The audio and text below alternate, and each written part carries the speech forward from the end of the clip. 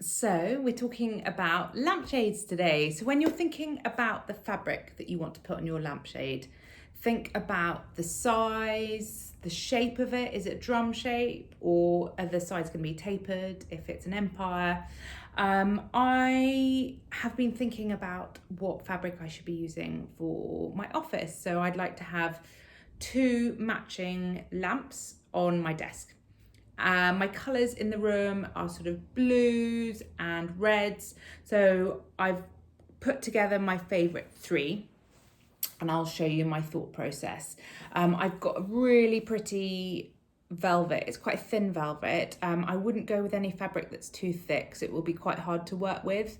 You need to fold in the fabric at the end, so if it's too thick, it'll be really hard to push in. So that was an option. Well, it was an option until I realised that I didn't have enough. I've got enough for 1 lampshade, but not 2. So that is out the door.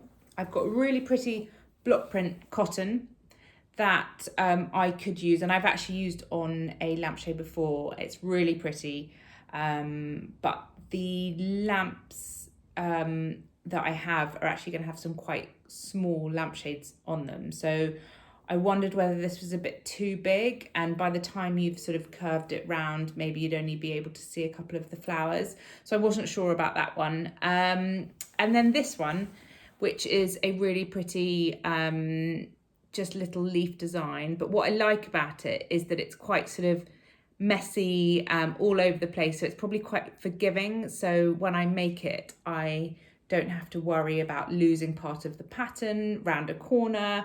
And it's quite nice and lightweight, a little bit thicker than this one, which if it's too lightweight, it can be quite slippery to work with. But this is reasonably firm, cotton, the right colour, a nice print that I think will look quite nice on a small shade because it's quite small design. So yeah, I think that's where I'm going to go with that one.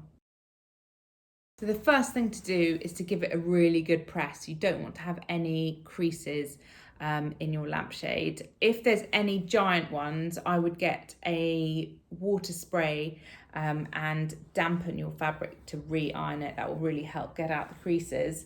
And use your template, which I've got here, just to test how much fabric and if you've got enough. So I'm making twin identical lampshades, so I need double the amount, so that should work perfectly. And now it's time to get going.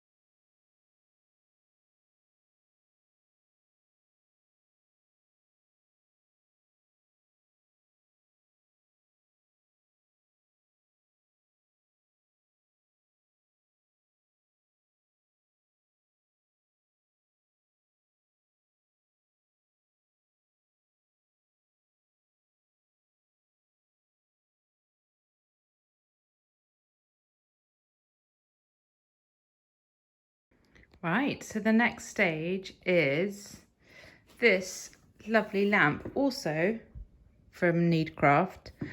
This is their June style lamp, lovely wooden lamp, which is going to have my shade put on it, like that.